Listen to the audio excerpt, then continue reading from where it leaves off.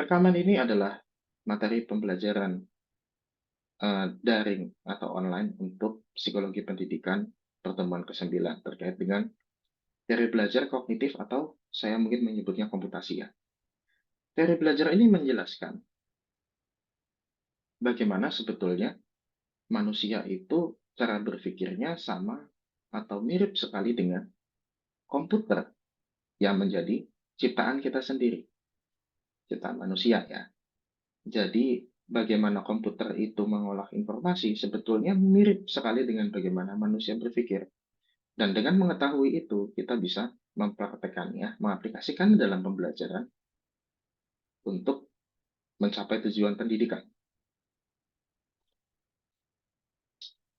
Bertahun-tahun manusia tidak menyadari bagaimana manusia mengingat dan berpikir. Dua pertanyaan itu adalah pertanyaan utama yang akan menguak bagaimana sebetulnya manusia itu kok mirip sekali dengan komputer, apalagi perkembangan terbaru adalah AI.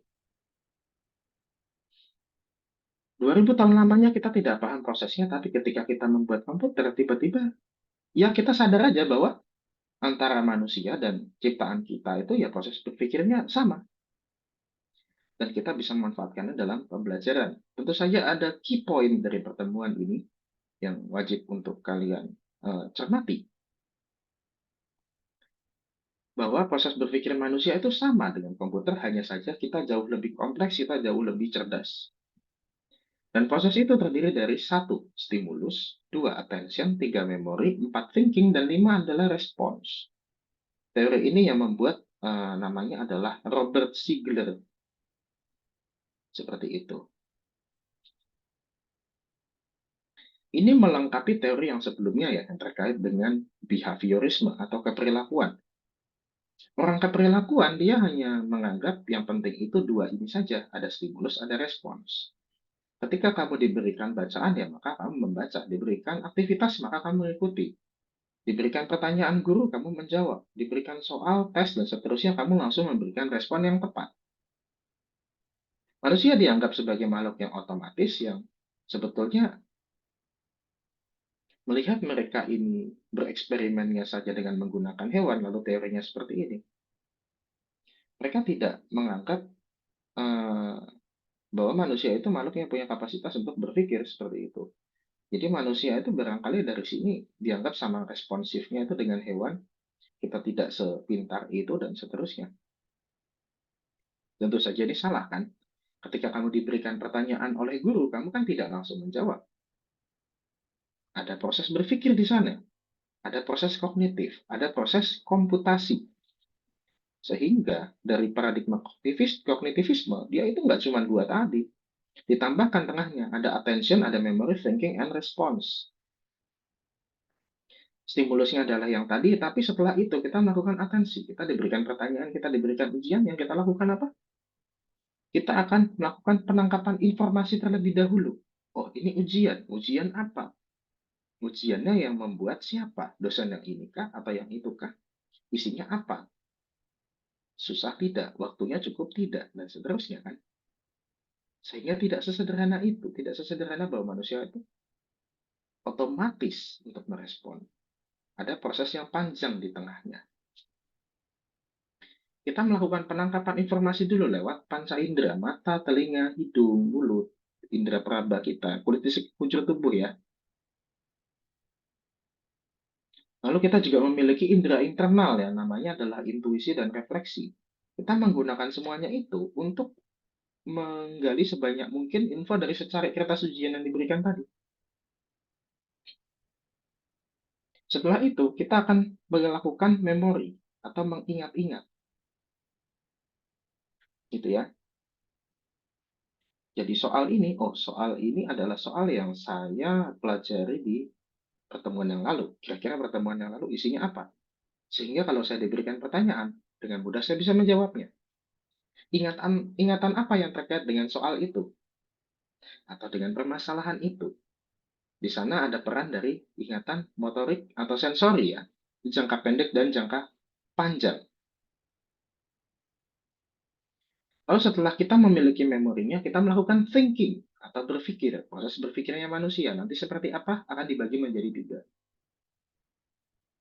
Dan lalu proses terakhirnya adalah respons. Sehingga kita tidak lompat tiba-tiba kita diberikan stimulus langsung merespon. Ada sesuatu di tengahnya, yakni apa? Tiga proses kognitif ini. Attention, memory, dan thinking. Bisa disingkat menjadi AMT. Nah, diulang-ulang sedikit ya. Manusia dan komputer seperti ini anatominya manusia memiliki bagian-bagian otak yang dia itu akan mengatur keseluruhan bekerjanya tubuh manusia. Walaupun secara eh, kasat mata nggak sama ya. Kalau kita melihat prosesor dari komputer kita, ini kan dia memiliki pembagian-pembagian yang seperti ini juga. Sama seperti otaknya manusia. Dia memiliki hal-hal yang diatur dan dia memiliki instruksi, set instruksi bagaimana caranya untuk berpikir, bagaimana caranya untuk mengolah informasi. Dan dia juga memiliki tubuh fisik. Seperti itu. Ini adalah fisiologi dari otak. Kebetulan kami dari psikologi diajarkan hal seperti ini. Apakah nanti kalian mau memanfaatkannya atau tidak? Silakan. Oke, nah jadi di sini otak kita itu mengatur banyak sekali fungsi, begitu. Ada yang mengatur bahasa, ini yang di Broca area. Ada yang dia itu terkait dengan persepsi, terkait dengan jarak, terkait dengan ruang, yang ini di lobus parietal ini. Yang terkait dengan visual di occipital gitu ya. Menarik ya. Jadi mata kita itu di depan tapi pengolahan informasi visual itu di sini. Gitu ya. Ini ada motor cortex yang terkait dengan gerakan. Ada somatosensori yang terkait dengan rasa-rasa, sensasi. Ada temporal yang dia terkait dengan informasi-informasi auditori, suara, terkait dengan belajar, terkait dengan ingatan, dan terkait dengan emosi. Tiga ini berhubungan. Sehingga apa? Memori kita akan bekerja lebih baik kalau yang mau kita ingat itu ada unsur emosinya. Begitu. Belajar pun akan menjadi lebih baik ketika ada muatan-muatan emosinya. Muatan-muatan emosi, terutama emosi-emosi yang dia senang, harapan, impian, seperti itu. Di sini di bagian lobus temporal ini ada area yang khusus namanya Wernicke terkait dengan pemahaman bahasa. Kali bahasa kalau ini adalah speech ngomong, itu ya Broca. Itu bagian otaknya beda, jadi orang itu kadang dia tidak sinkron antara keduanya ini, pemahaman bahasanya kurang, tapi dia bisa memproduksi bahasa-bahasa itu atau sebaliknya. Dan yang belum saya sebutkan ini adalah frontal. Bagian otak ini, lobus frontal ini adalah bagian di mana kesadaran kita berada. Kalau bagian ini rusak, maka kesadaran kita terganggu. Kita seolah-olah tidak bisa mengontrol perilaku kita, kapan kita harus marah, kapan kita harus senyum, kapan kita harus berperilaku seperti ini dan itu, kapan kita harus berpikir. Itu kita tidak bisa atur ketika bagian ini terkendala, gitu ya. Nah, kognitivisme atau komputasi ini adalah aliran psikologi yang fokusnya pada pengolahan informasi yang terjadi di otak manusia dan output syarafnya. Seperti yang kita tahu, perilaku kita itu kan digerakkan oleh syaraf, gitu ya. Oleh karena itu, teorinya dia akan membantu menjelaskan bagaimana instruksi dari pusat itu dilakukan oleh seluruh tubuh kita. Beda dengan aliran behaviorisme, yang paling penting pada manusia itu enggak perilakunya, bukan perilakunya, tapi proses berpikirnya, yang AMT tadi, attention, memory, and thinking. Implikasinya adalah proses pembelajaran dia harus didasari pada bagaimana manusia berpikir, gitu ya. Proses berpikir manusia dia akan mempengaruhi perilakunya, sehingga manusia itu sebetulnya tidak hanya dipengaruhi oleh stimulusnya saja. Stimulus itu kan nanti stimulasi dari luar itu kan akan kita tangkap dengan panca indera, dengan indera yang lain juga, yang internal tadi. Lalu baru kita memutuskan ini harus diapakan, bagaimana kita itu harus merespon. Jadi kita tidak seotomatis binatang sebetulnya. Oke, meraih tujuan belajar dapat dilakukan dengan melakukan perubahan pada proses pikiran manusia. Jadi eh, apabila kita melakukan ubahan-ubahan pada bagaimana manusia itu berpikir, proses belajar yang hasil belajar yang kita mau itu akan lebih mudah untuk dicapai. Seperti itu.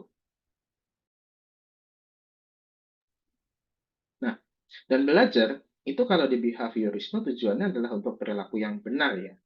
Kita dapat melakukan perilaku yang benar. Nah, kalau di sini tujuan pembelajaran adalah untuk supaya kita bisa melakukan adaptasi, adaptasi pemecahan masalah, situasi baru, pola pikir baru, dan seterusnya.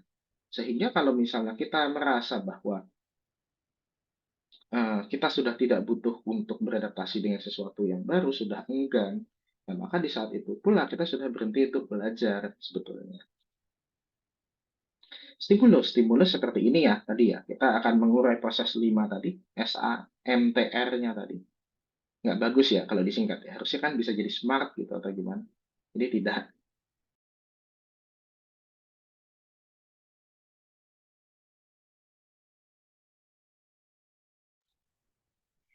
Oke,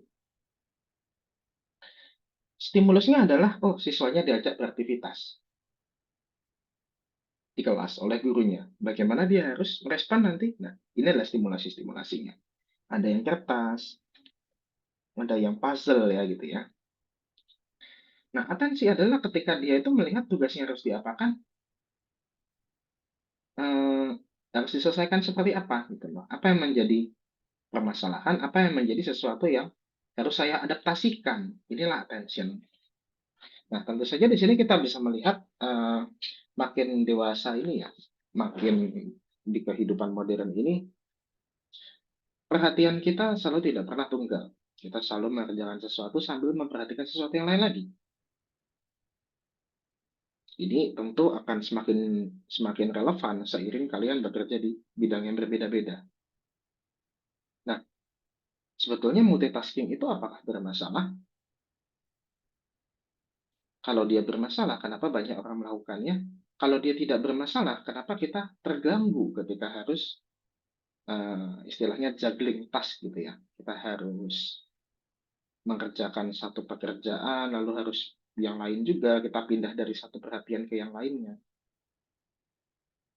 Multitasking itu sebetulnya dia bermasalah ketika harus menggunakan bagian otak yang sama.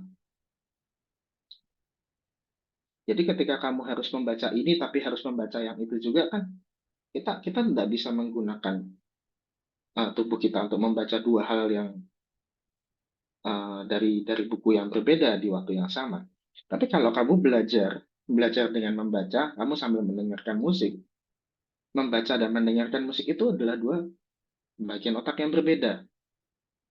Seperti yang tadi ya, ketika dia tidak overlapping, maka biasanya dia tidak mengganggu, kecuali kamu menyetel musiknya terlalu keras gitu kan, sehingga bagian-bagian otak lain pun juga akan mulai bereaksi, menimbulkan sensasi-sensasi yang tidak enak. Nah, itulah. Tapi pada umumnya, memang single tasking itu sesuatu yang lebih baik. Karena kamu bisa 100% pada sesuatu hal dan bukan terbagi-bagi untuk beberapa hal. Oke, memory. Memori ini sekarang 32 giga ini kan kecil sekali ya. Kita lihat internal HP saja sudah 64 giga ke atas. Nah, di sini ada penjelasan tentang rehearsal mengulang-ulang, di processing, memikirkan secara dalam, elaborasi, dan seterusnya. Ini adalah proses yang di kanan ini adalah proses bagaimana kita bisa memasukkan informasi kepada memori kita. Memori kita atau ingatan kita itu fungsinya ada tiga. Yang di sebelah bawah ada encoding, ada storage, dan ada retrieval. Encoding ini adalah bagaimana caranya informasi bisa masuk ke kepala kita. Kalau storage, bagaimana yang kita simpan itu ya tetap ada di situ dengan informasi yang utuh. Nggak ada yang hilang-hilang, nggak berceceran, dan seterusnya. Dan retrieval, itu adalah taking information atau storage. Mengeluarkan informasi dari kepala kita. Tiga itu sudah merangkum bagaimana memori manusia bekerja. Nah, bagaimana mempermudah memori itu masuk ada di sebelah kanan, bisa dipelajari sendiri. Sebelum informasi itu masuk ke dalam memori kita, ya tentu saja ada proses yang seperti ini, dan nanti dia akan masuk ke memori yang mana. Semisalnya kita habis menggenggam segelas teh yang hangat, ketika kita melepaskan teh hangat itu di meja, rasa hangat itu masih ada di sensor kita, masih ada di sini, walaupun tehnya sudah di sana. Sensor kita ini akan mengingat, oh hangat, tapi dia akan hilang dalam hitungan detik. Sehingga di sini selalu ada opsi bahwa information loss if not encoded. Ketika dia tidak diproses, ya informasinya akan hilang gitu. Oke, ketika sensory memorinya dia uh, menjadi sesuatu yang penting, gitu ya, menjadi sesuatu yang kita perhatikan, maka dia masuk ke short term memory. Kalau kita tidak memperhatikan bahwa oh kita harus habis pegang gelas yang hangat tadi, ya kita udah hilang rasanya gelas itu seperti apa. Yang kita perhatikan apa? Misalnya kita perhatikan oh tehnya kental, sehingga warnanya coklat. Yang akan kamu ingat, ya itu bukan bukan sensory memory dari tangan, tapi dari mata. Kenapa? Kamu melihat bahwa tehnya coklat. Sehingga di short term memory, yang di sini selective attention ya, berarti yang lolos proses atensi itu adalah warna tehnya, bukan panas tehnya. Lalu dia masuk ke short term memory. Sekitar 1 menitan short term memory ini akan hilang. Mungkin ketika kamu minumnya pagi, malamnya kamu udah nggak terlalu ingat. Wah, kayak gimana ya teh yang tadi pagi saya minum? Begitu. Nah, ini lalu kita lanjutkan ke, bisa kita lanjutkan ke long term memory. Kalau ingatannya kita ulang-ulang, atau kita merasa berkesan dengan ingatan itu. Wah, tehnya itu dia kental dan dalam momen di mana paginya itu dingin, gitu kan? Jadinya berkesan sekali teh hangat itu. Sehingga kesan itu yang membantu dia berpindah dari short term memory yang dia sekitar 1 menit 2 menit ke long term memory yang dia bisa bertahun-tahun bahkan lebih gitu. Tapi kalau dia sudah masuk ke long term memory bisa tidak hilang, bisa. Kalian saja kan sudah tidak ingat materi pelajaran SD, SMP, SMA yang banyak itu, begitu kan? Terutama yang sudah tidak diulang-ulang. Barangkali misalnya kalian masuk ke jurusan teknik, kalian sudah lupa dulu belajar IPS itu isinya apa aja. Walaupun dulu kalian ujian berulang-ulang harus belajar itu, seperti itu.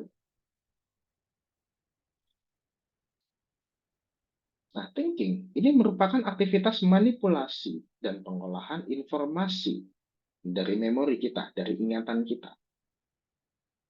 Sehingga thinking itu datangnya setelah di sini. Outer memory di sini ada retrieval. Kita sudah memiliki memori yang kita ambil dari ingatan jangka panjang. Setelah itu informasi yang kita ambil dari memori tadi kita olah. Mengerjakan ujian. Oh, soal nomor 1 seperti ini. Saya ingat, ini dulu pertemuan pertama dosennya pernah bilang. Maka kamu mengingat-ingat, oh dosen itu di pertemuan pertama bilang begini. Setelah itu kamu olah informasinya. Supaya kamu bisa menjawab tes. Seperti itu. Supaya kamu bisa melakukan sesuatu berdasarkan ingatanmu itu.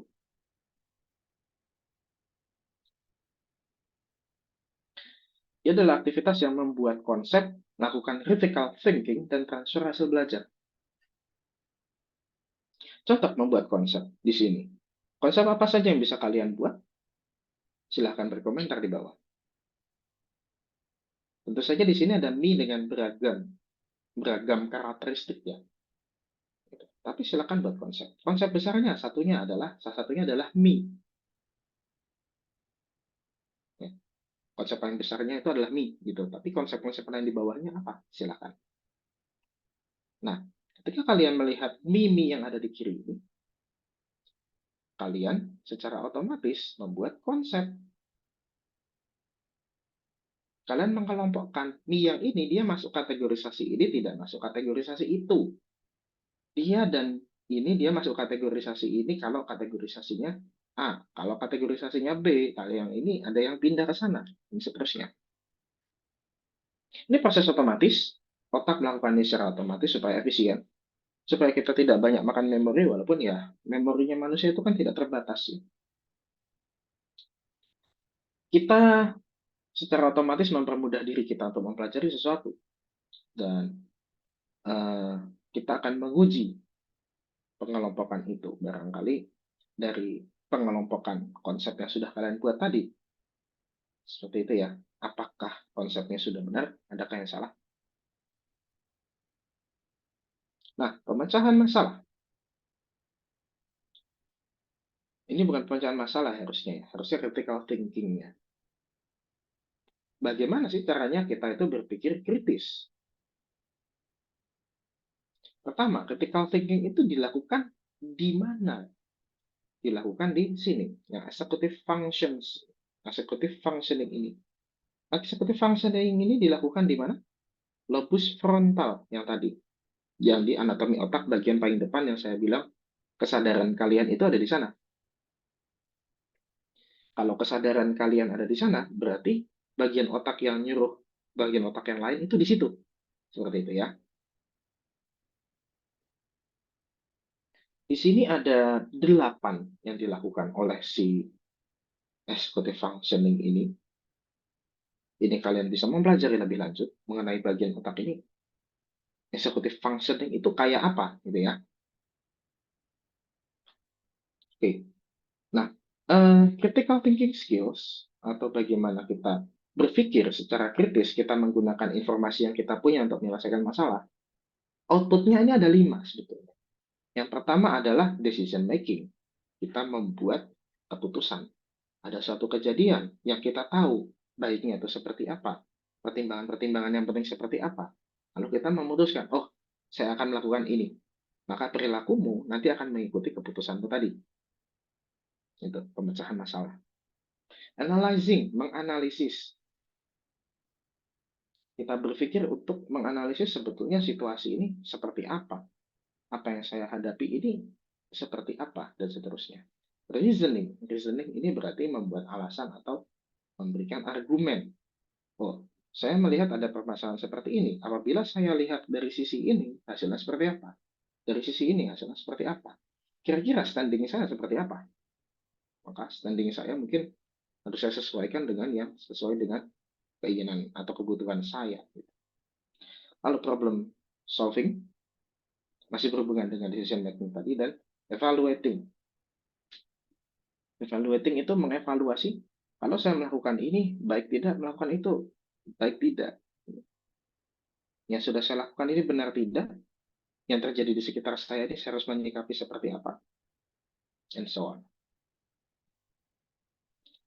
Kebetulan dari proses berpikir ini saya menyertakan sedikit materi karena beberapa jurusan yang saya ajar uh, berinteraksi dengan anak-anak ya, seperti itu ya, yang 7 tahun ke bawah. Jadi teori discovery learning by Brunner ini menjelaskan bahwa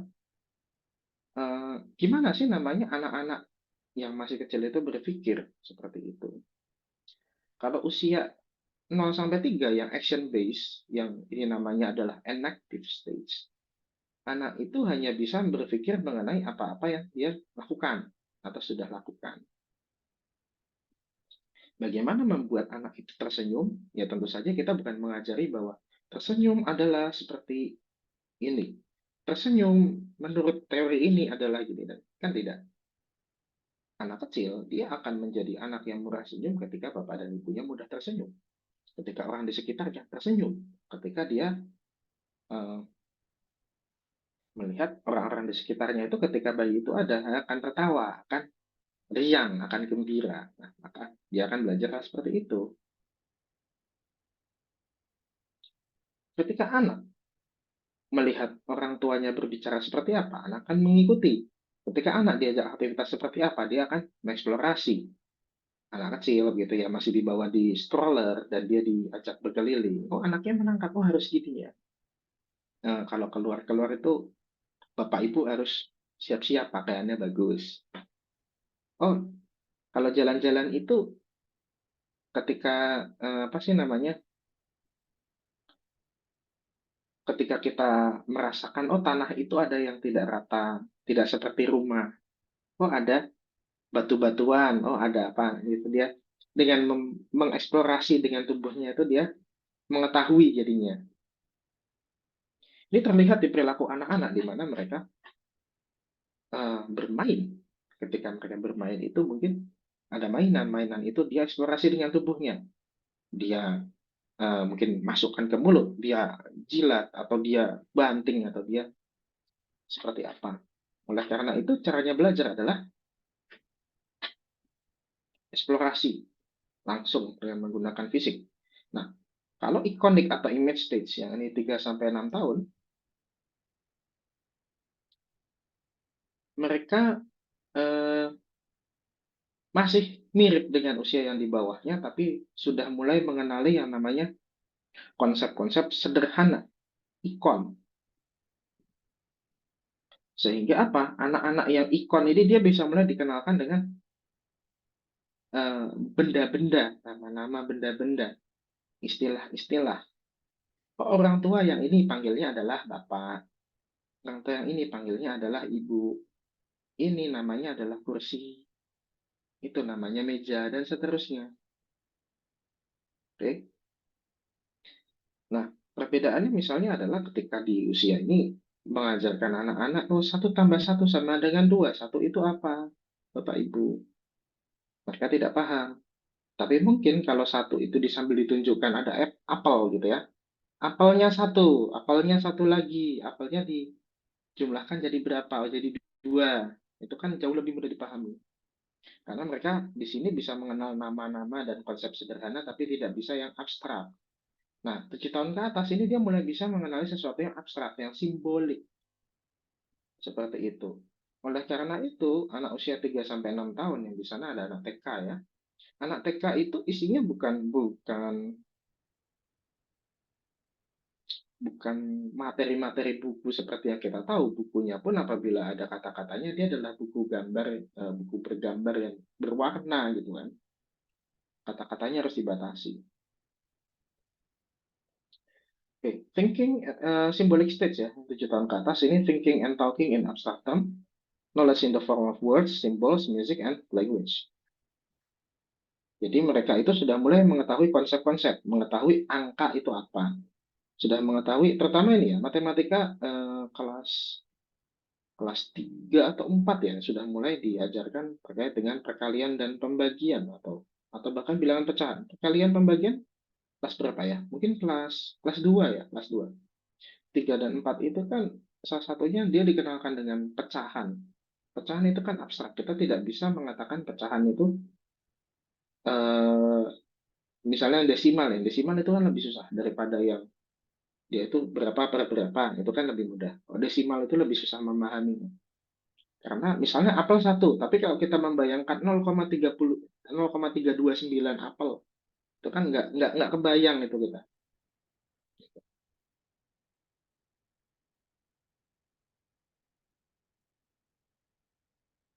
Oke, ini juga mencakup tentang kata-kata. Anak itu baru bisa